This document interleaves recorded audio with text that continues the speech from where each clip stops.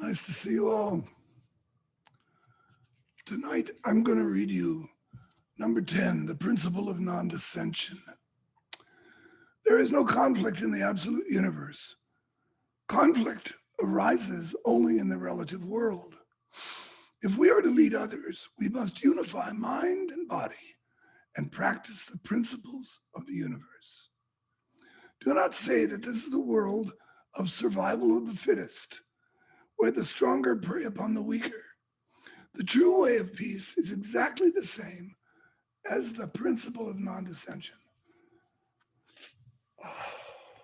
So, tonight, we're addressing Toy Sensei's phrase human beings exist as part of great nature.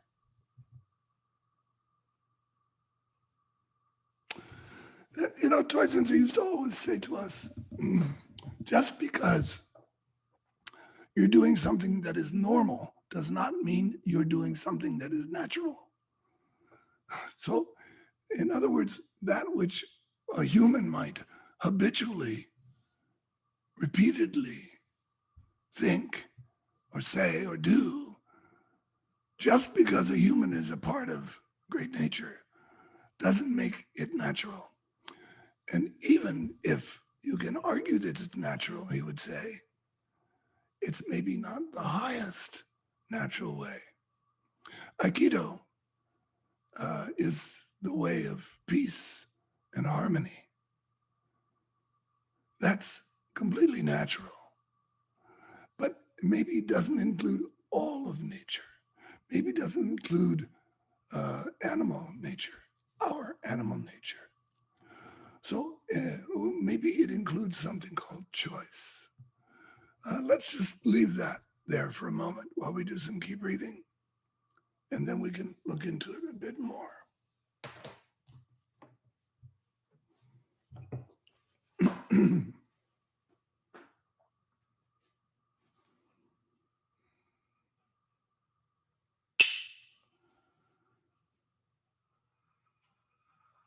Stretch if you like. So, human beings exist as part of great nature. Sayaka, would you read that in Japanese for us, please?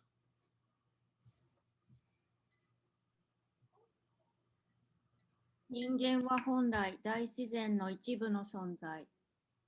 Thank you very much.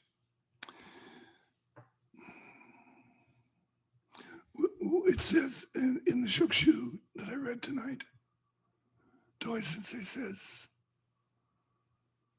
conflict exists only in the relative world.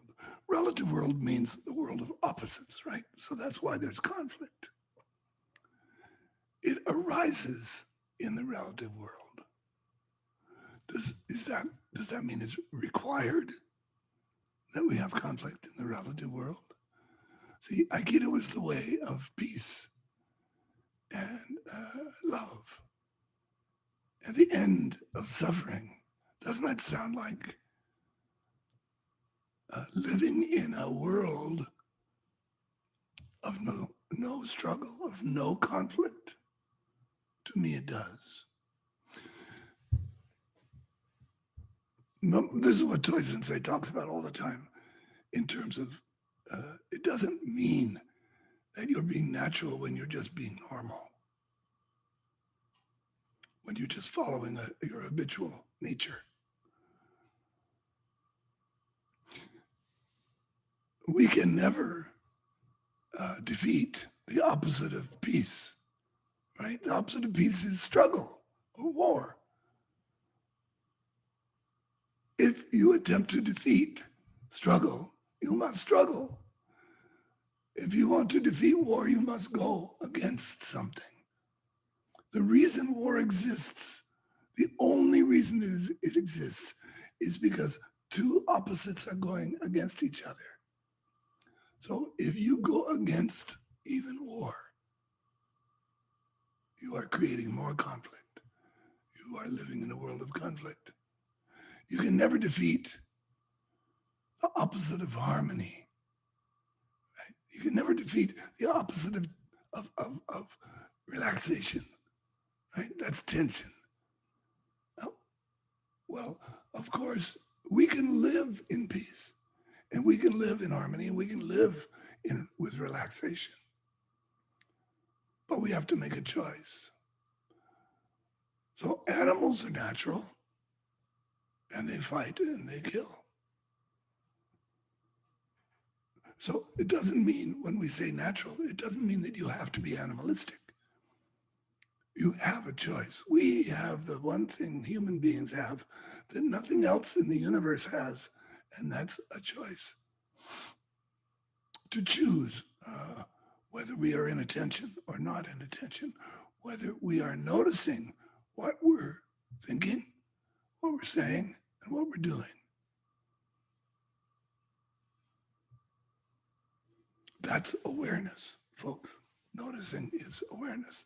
So we have a choice whether to be self-aware and take responsibility for the choices that we make.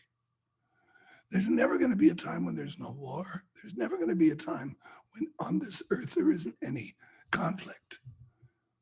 It's made of opposites. That's the relative world. So naturally there will be conflicts, but it doesn't mean that you and I have to participate in those conflicts. It doesn't mean that you and I have to fight against the thing that we don't like. No, in Aikido, we don't fight against the thing we don't like. We stand for the thing we do like. See, this is the way of non-dissension. This is what non-dissension means. People misunderstand. They think non-dissension means like, letting them walk all over you. You know, like turning the cheek means letting them walk all over you. No, it means not fighting against that which you disagree with, but standing for that which you do agree with. You see? And that's what the whole point of being natural, Doi Sensei was all about. He felt very strongly that a lot of Aikido schools were not being natural. We're not following the natural way, which means they weren't paying attention. The thing that he would say most often to us when he'd walk around the dojo was, it looks like you want to throw that person. It looks like you want to win over that person. And of course, he was right. We did. That's what we were trying to do, is win over the other person. I wanted to throw those guys, every single one of them. And I wanted to do it better, quicker, faster, and more effectively than they did. So it takes many, many years of practice, or at least it did with me. Maybe in your case, it won't be true, to get to the point where we see suddenly, oh, wait a minute. It's all about connection. It's not about control. Even when Shinichi Toi Sensei is teaching us connection, I see people thinking it means a secret way to control others. This is not natural, folks. We only want to be in harmony. We can say in love with each other. We want to be connected, in harmony, at peace with each other. Now, how many times when you're on the mat with your partner practicing, can you say you are at peace? Can you say that you are in perfect harmony with that other person? And of course, we're all learning. So the process of learning means there's a lot of bumping going on, right? There's a lot of what your other partner feels heavy to you. Why is that? Because you're trying to throw him, you're trying to control him, and he's resisting you. That's why he feels heavy.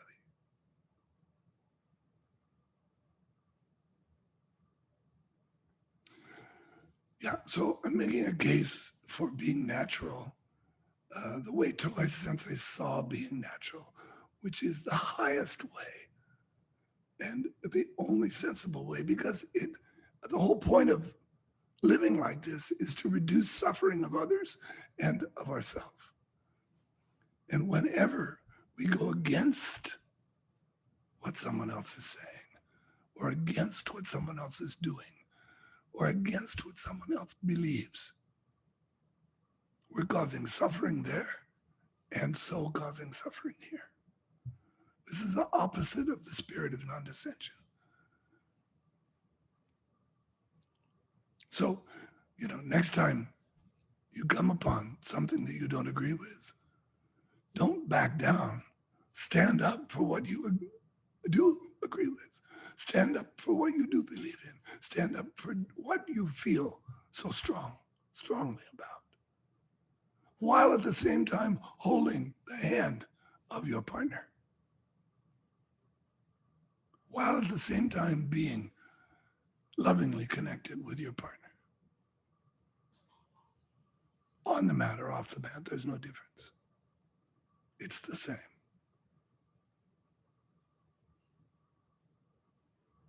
So to Doi Sensei, I say this is the natural way.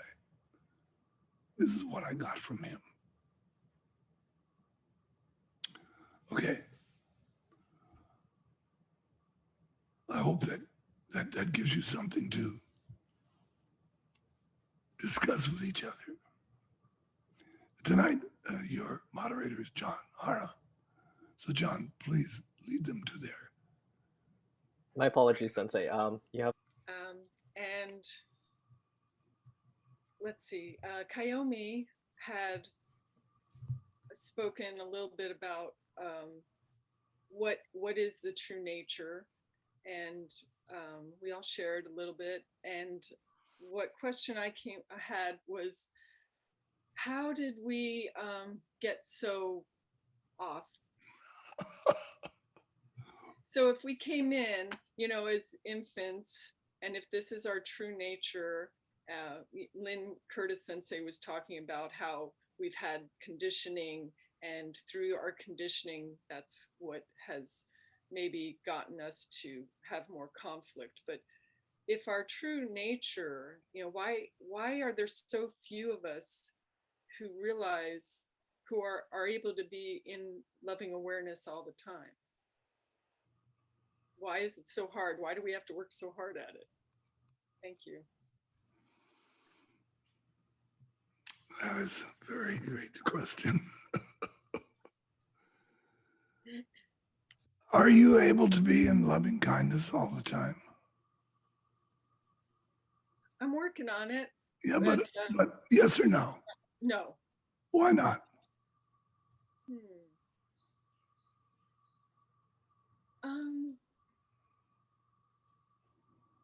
Usually because I want something a certain way, or I don't agree with somebody else and I'm not able to completely accept them and just embrace them. And I loved what you said though, instead of reacting to that, instead just try to stay in what I am for, rather than going to the negative, stay in the plus side. Okay, well, so of course we come to the earth and are given these bodies from wherever, and with these bodies comes the great requirement of surviving. What we want to do is we want to survive, and we just don't want to survive physically. We want to survive emotionally, intellectually, and we want to do that in the way that maybe let's say when we get here, we're not real sure what all that means. So we watch our parents, we watch the rest of the world, and we copy what they do. So when we have kids, we're basically making them, we're the mirror that they look at to learn how to be who they are when they grow up. So naturally they grow up with all the same mistakes that we have. I read someone once said that when I first got married and decided to have a child, I promised myself that I would not make all the mistakes my parents made. And I haven't made them. What I did learn is that there are an infinite number of mistakes that you can make, not just the ones your parents made. Mm-hmm. So yeah, the odds against awakening are tremendous. The odds against taking responsibility for your own state of mind, because you don't know anybody that does when you're young. When you're growing and you're learning how to reason and how to make choices, when you're being taught how to make choices, no one says this to you. In fact, you don't hear anybody say it until you pursue it and find somebody who says that to you, a teacher or a friend or someone else in a group. And they say, well, come join us because we're exploring this. And you're like, well, wait a minute, why isn't everybody doing this? Because if we did, we wouldn't suffer. But then also it wouldn't be Earth. It wouldn't be the place of conflict. It wouldn't be the training ground that we need, would it? See, if we have this insistence of being,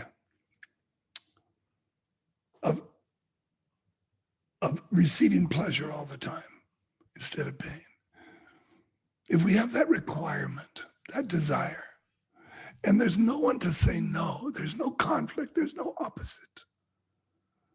If the world doesn't naturally prevent you from getting your way all the time, then you get your way all the time. Where will you end up? You'll end up 300 pounds on the couch, right? Smoking a doobie. And right, that's what you'll do because it's pleasurable and there's no reason not to. So that might be a normal thing to do, a normal reaction to what we've run into here. But ultimately, it's only natural if you're a human being who has this ability to notice, this ability to be in awareness, to be self-aware of what we're thinking, what we're saying, and what we're doing. It's only natural to take responsibility for that and practice that. That's what Toi Sensei felt was the natural way. Following the way of the universe is the natural way. So why we don't is exactly why you don't and why I don't when we don't. So we all know why we don't. And we all know why we'd like to, but we see that there is some contradictions involved when we're humans. And we have this tremendously powerful structure, or structures plural within us, that have built up in our whole lifetime. And they have to be respected and dealt with. We can't just turn away from them. We have to bring them in because they represent energy. And we have to have the whole mechanism. Otherwise, it's not strong enough to look directly in the face of reality. So we need to transform all the energy that's caught up in those false assumptions and false expectations and complaints and arguments. And we capture all that and bring it back so that it's all positively working with us. And we do that only one way. That's noticing, paying attention. Okay, thank you. Thank you. Good question.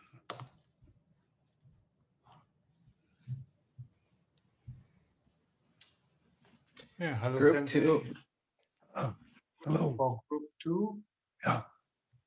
How are you? good morning or good evening. Group two I was with Alaria, Vernon, and Paiva Sensei. I don't want to repeat all the points, but it was a very interesting discussion. And we all agreed that kind of a basic question pertaining to what you said is something that can be very easily misunderstood when you say that don't go against what other people say, stand up for what you think and what you think is right. And this can sound a little relative unless we make sure that what we stand up for is not also a relative thing, and we just don't see that it is going against others, if you know what I mean. So it can be very, how do I know what I stand up for is not something that is also against somebody. It's just because of my limited view. I think it's right. Do you mean by that, how do I know that someone won't object to what I have to say? They will. They probably will. Everybody is not practicing non-dissension. I'm not asking all the rest of them to know, only you. We only ask this of ourselves, right? And I'm not even asking you to tell you the truth. I'm only saying this is how I've learned to be. If you like, you can try it too. I know you would like because I know you, but that's just because I know you. But we're not here to relieve others of their delusions. That is delusional to think we can do that. We are here to relieve ourselves of our delusions. So we know that when we go against something and try to put something down and defeat it, that we're causing suffering there and here. That's war. That's fighting. Right? That's true dissension. So non-dissension doesn't mean doing nothing. Non-dissension means always representing that which doesn't cause suffering in our view. Now, how do you know you're so great? You're not. You will constantly say stupid things. We're humans. So we learn over and over and over and over. That's illumination in serpent. We follow ideas until we go, wait a minute, what was I thinking? That is crazy. Of course, that leads to a problem. And I hope you don't run out of problems. You see what I mean? Yes. Yeah, of course. Of course. You should be so lucky, they say in the Jewish world. You should be so fortunate to run out of problems. So we have a big responsibility as human beings. And I won't say that, we like to say, well, I have a responsibility to my students. So I do, but the responsibility is really all I can do to fulfill that responsibility is to be true to what I've learned. And too often I'm not true to what I've learned. Too often I catch myself, oh, wait, I know better than that, or I see more clearly than that. Oh, that's what caused that problem. Before. As you get older, you also learn to forget. Like Sophie Loren, they ask her, you always seem so happy, what's your secret? And she said, a very short memory. And the older I get, the better I get at it. So of course we have to, as we get older and older and older, we're faced constantly with that. But we don't blame even Mother Nature for that. Because that's not in our nature. That's not our natural way to blame. Your natural way can be anything at all. Your natural way can be murdering people, if that's what you're conditioned to do. So you can say, well, that's natural for me to do that because my parents did it and they taught me to do it and I do it. Toyson says that's normal. That's not natural. Excuse me. The more we see through, the teaching here is the more we see through our delusions, our expectations, and our assumptions about what the reality is, the more natural we become. The closer we become to the actual nature of being human, which is this taking of responsibility, noticing and owning what we are. So don't worry about those other people. Thank you. Thank you. Next. Group 3. Okay, hello Sensei and everybody. In group 3, we had our moderator, John, and Joelle and Christoph and me. And we dealt with some pretty heavy things that, we all certainly agree that when you talked in the beginning about how it's so important to stand for and not be against, and we all agree with that. But Joelle brought up the interesting point that take, for example, in the World Wars, when the French resistance people decided not to let the Nazis keep killing and destroying and harming, and they actually took the initiative to kill and fight. And yet it was for a good cause, or what we would perceive as a good cause. And we discussed the ramifications of that. John said that the Buddhist point of view is to understand first, to come with compassion for the other person. But we ran out of time to really chew through this extremely universal conundrum about when is it still acting for in keeping one point and coming from a position of peace inside, when you must actually harm in order to save.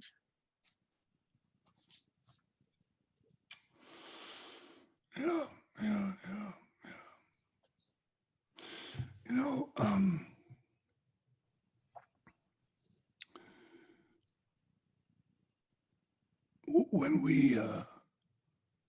When we were fighting in Vietnam, most of us didn't like that fight because we could see that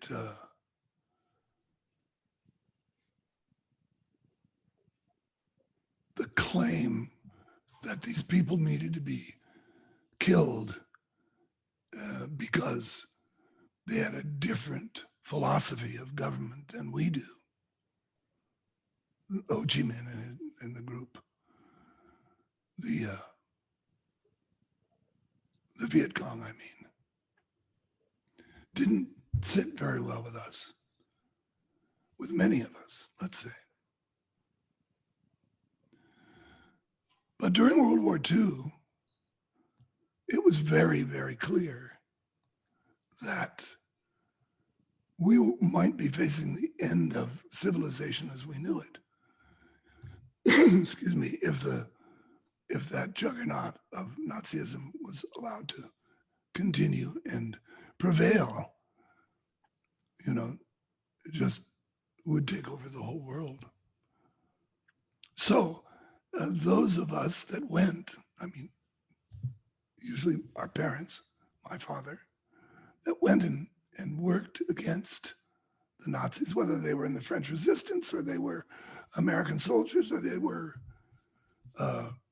from anywhere, everyone gathered together on two sides and duked it out. And the side that likes freedom and democracy more than controlling other people with fear and force won. They won the battle. So we really liked them because they won the battle. and they stop this horrible thing from happening.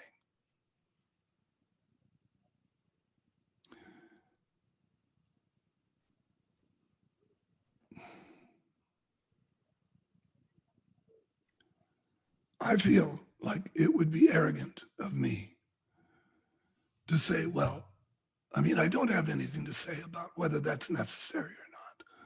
I don't think in the body that I'm in at the time that I'm in here in America right now, the way I see the world, the way I've grown up in this world,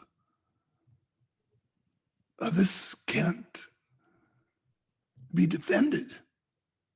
Either side of a battle cannot be defended. I've never seen one that could be. But for me to say that, I mean, that's how I see things. I am definitely a pacifist. I would not go kill other people because I know they're being misused as well. Mhm. So I would just be doubling their pain and struggle. And naturally, whenever we do that, we end up with post-traumatic stress disorder. It never leaves us. We don't die. We die with that. That's still around for our lives. So on the one hand, I don't want to put anyone down who did that for us, because in some sense, I'm grateful that it happened the way it did. But on the other hand, standing back from it and looking at it, I can see that there's a much better way to be with other people. And that's what I want to stand up for, that much better way. Okay. Thank you, Sensei. Okay. Group 4.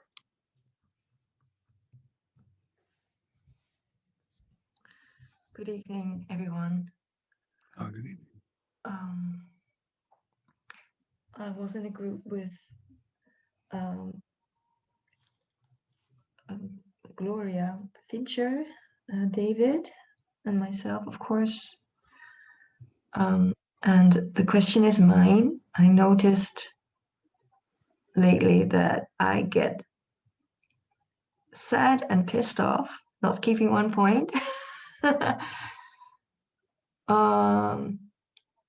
Whenever a teacher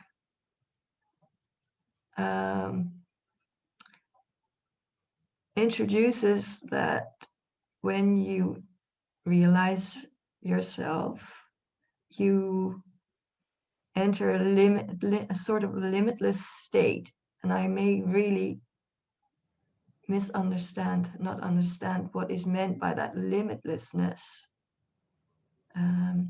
But usually it's suggested, as far as I understand, that you really get better at practical things too when you practice and when you reach that realization, which, because mind leads body, that also shows in your movement, in your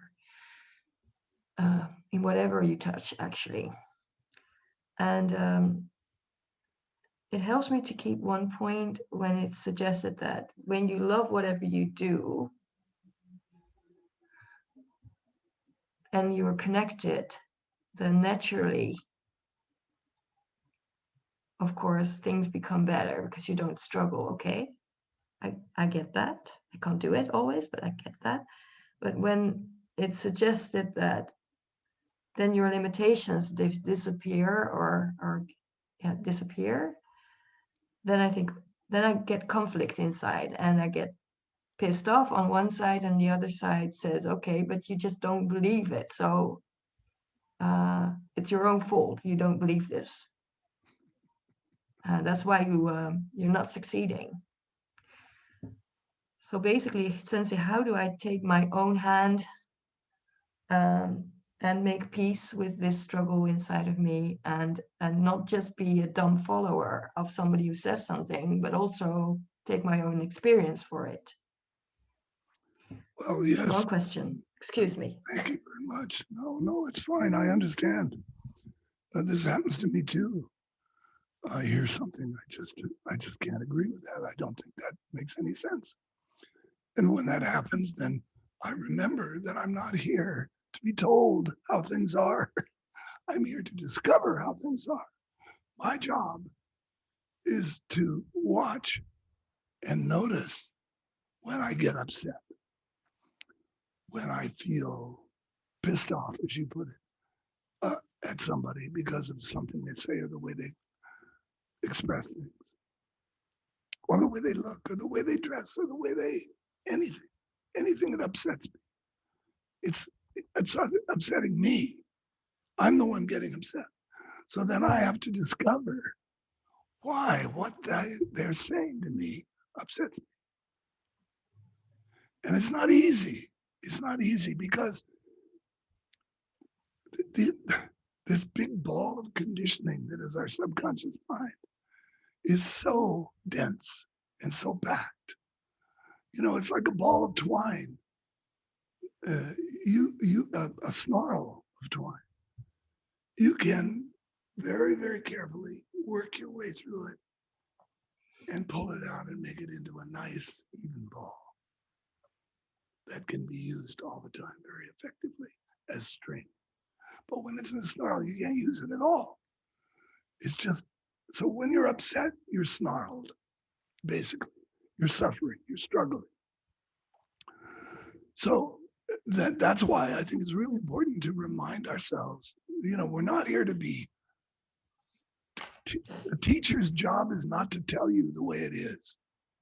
And your job as a student is not to take it as gospel. And therefore you should be believing it. Please don't believe anything I say. Please find out for yourself. And if something I say ticks off something in you, then you know that that particular thing is really important to you. And you need to look into it and find out why you have that reaction to it. You know, we're all in this boat, Mirtha. We're all in this same situation. I don't care how long you train or how Buddhified you are, you're going to have issues come up. You're going to hear people, see people, get to know people that are going to just strike you as not pleasing. We'll get thrown into them at work. Even people that you love very much can really piss you off, right? So you think, now wait a minute, I thought I loved this person. How can I be so upset with him or her? That's a good question. So who is the problem there? The problem is always us. And the solution is always noticing. So I hate to have to say it over and over, but sitting. More practice is what? The answer to the question you're asking. How do I deal with this struggle that keeps arising in me when I hear people say things that I don't agree with? Well, we all have this problem. How do we deal with it? We face it. We stop saying it's that over there. And we start saying it's this over here. That's what this first phrase is all about. It's taking responsibility for being a human.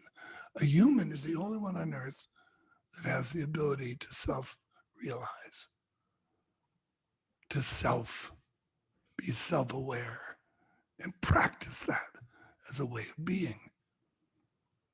And you say yourself, you know that practicing that does make you happier. It's just not completely eliminated all possibility of difficulty, and it never will. That's not his job.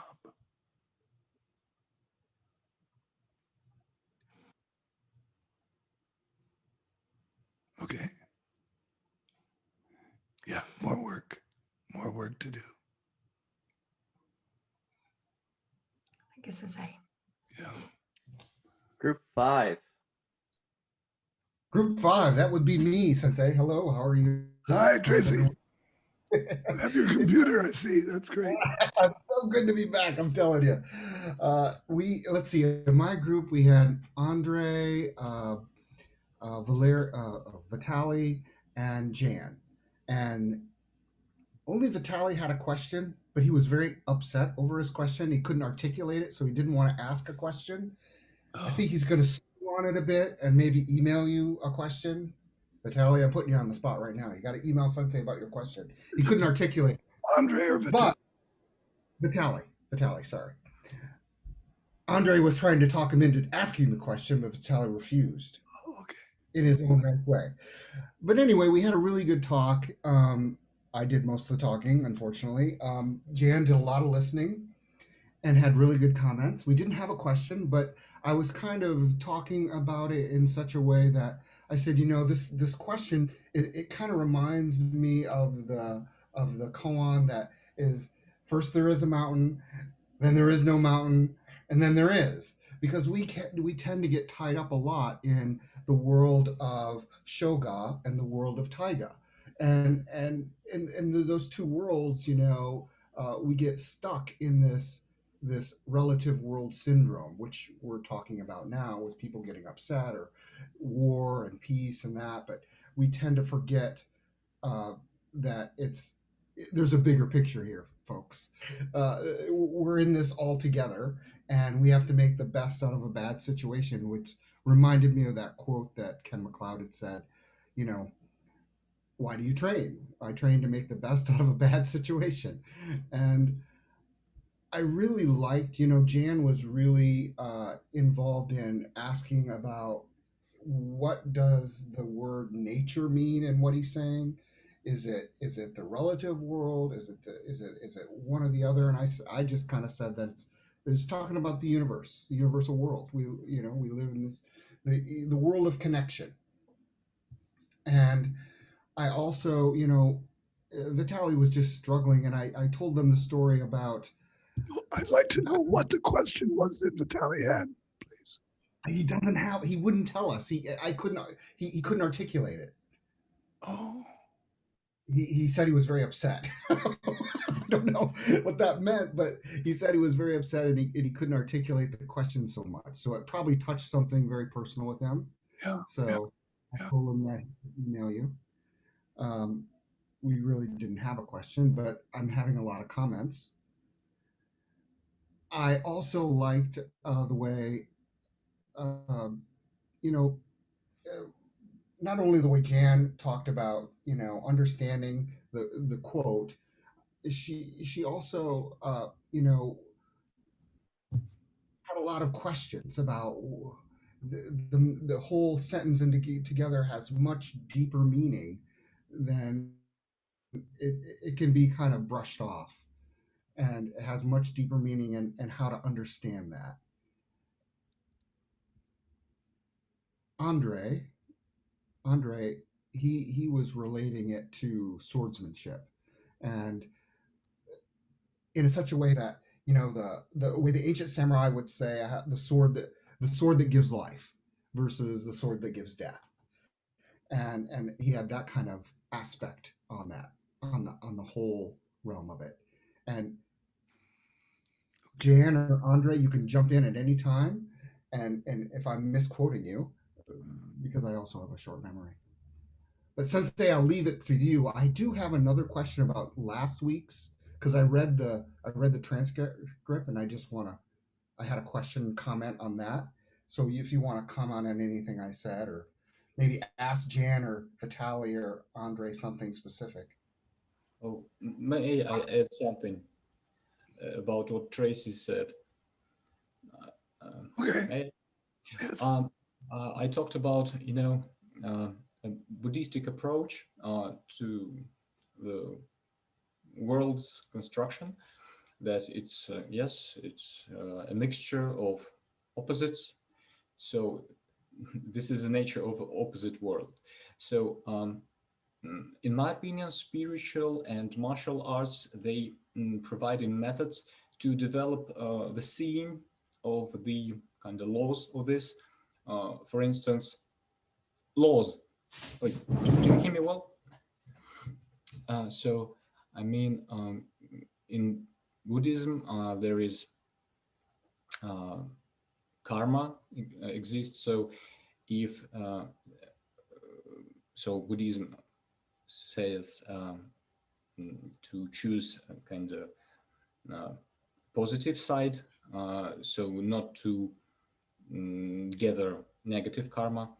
So if anybody wants to attack us, certainly this person is filled with anger or arrogance or ignorance or something like this, something negative.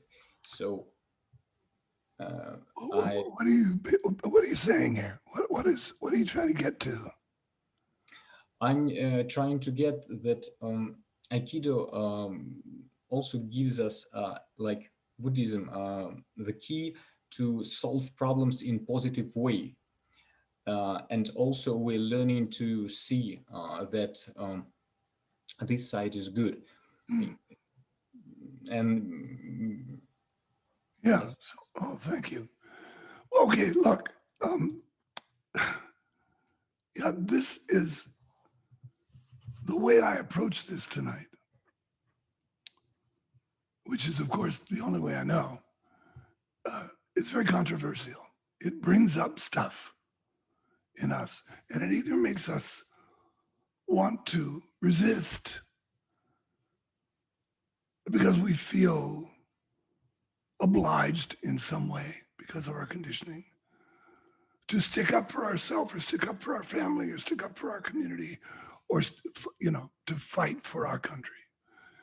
And it may sound like what I'm saying is we don't do that. So it's very controversial. You have to listen very carefully to this kind of thing and to get exactly what I'm saying about it. And stick with Toi Sensei's teaching. Stick with Shinshin Jujutsu Aikido. That's what we're doing here. That's what we're examining. Yes, there is a lot of different teachings. There's a lot of different teachers, and they're probably all brilliant. That's great. I don't want to hear about them. I want to hear about what you are doing in relation to this incredibly difficult situation that you find yourself in. Toi Sensei, these phrases of Toi Sensei's are designed to challenge you to either face and be vulnerable about what you are yourself, or to just fill the time with speculation. It's much more difficult to do what I'm asking you to do, of course.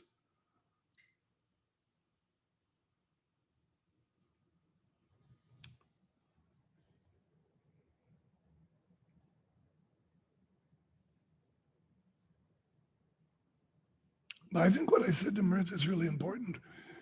Please don't believe anything I say. Please explore this for yourself. What do I mean when I say I'm clearly not satisfied when I see you summarizing what I have to say or speculating about what I have to say or riffing on what I have to say?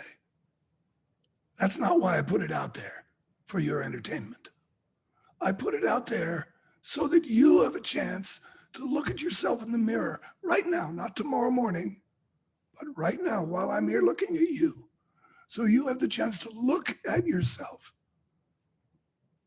and see what this does to you. And believe me, if you're honest, you'll see it does a lot. It moves a lot of pieces around inside of us, and it makes it really difficult. You know, let's face it, folks, the fundamental teaching of this art that we're practicing is the best defense is no defense, but is opening yourself completely, making yourself completely vulnerable to your enemy. How many of us can do this? So none of us. It's very, very difficult. And even those of us that can only can do it once in a while. So while we're here in this class and we're doing this work together, let's do the work. Let's explore within ourselves what it is that we face. For the most part, that's what happens in this class.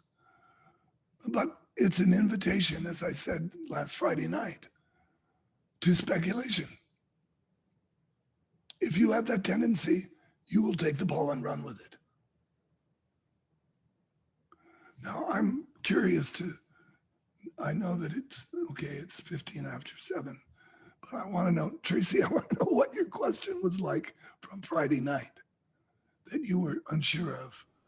If you think it's too involved, you could email me, but Yeah, I'll email you.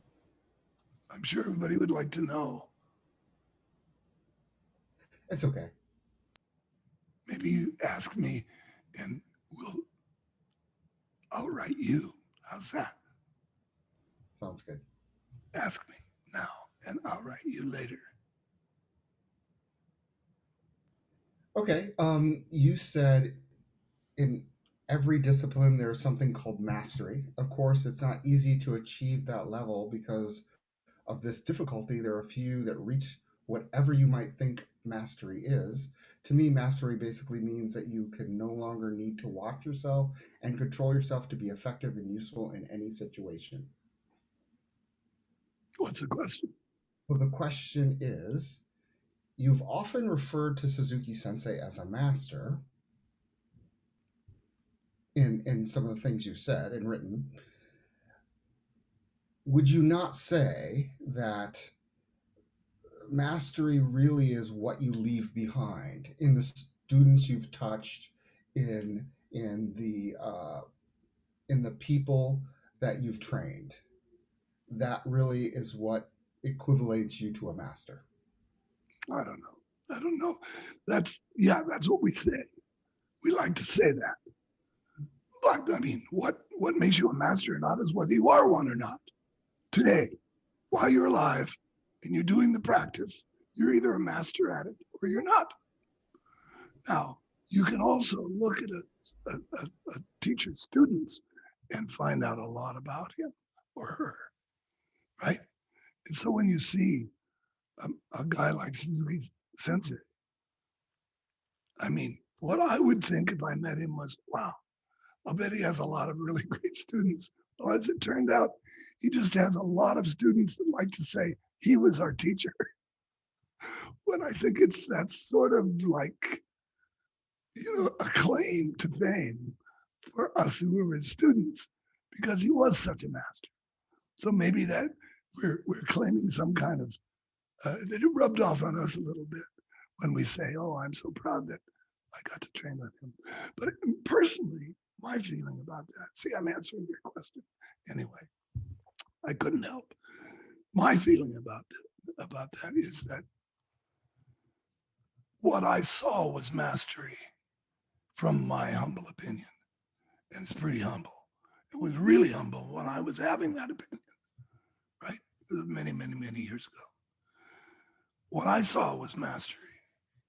And what it did for me was it inspired me to want to practice more deeply.